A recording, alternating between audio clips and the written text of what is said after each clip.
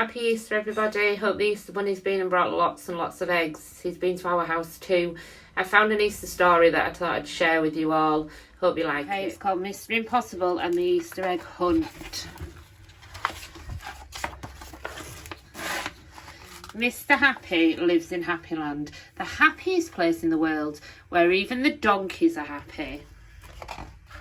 Mr. Happy lives in a house beside a lake, and not long ago, just before Easter in fact, he decided to have a picnic for all his friends, an Easter picnic on the shores of the lake.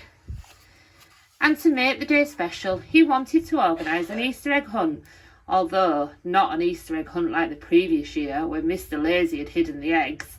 Being the lazy fellow he is, he had not hidden the eggs very well. No, not at all well. Mr. Happy wanted someone who could hide the eggs better than anyone else, and then he thought of Mr. Impossible. Mr. Impossible, as you might imagine, can do the impossible, the perfect person to hide Easter eggs.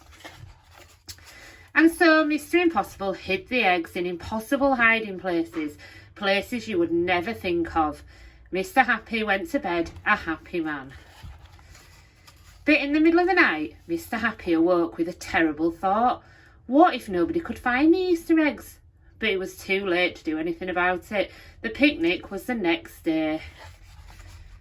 All his friends arrived the next morning, and a worried Mr. Happy worried that his Easter egg hunt was going to be a disaster. Would any eggs be found?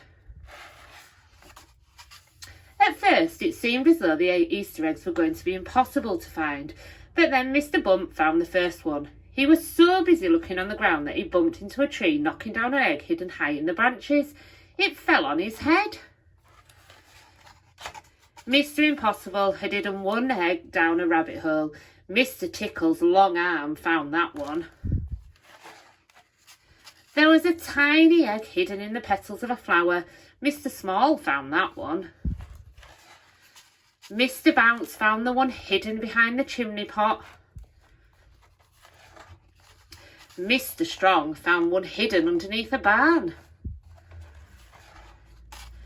And Mr. Tall found an Easter egg hidden impossibly in a cloud. Well done, cried Mr. Happy.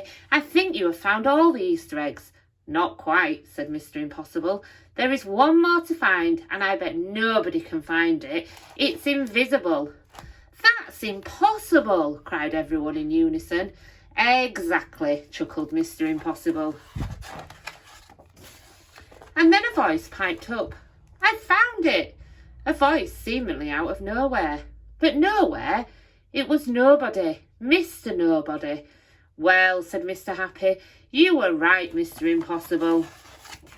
Nobody did find it. Your task now is to create your own Mr. Man story. A little miss, a Mr. Man, whatever you choose, it's entirely up to you.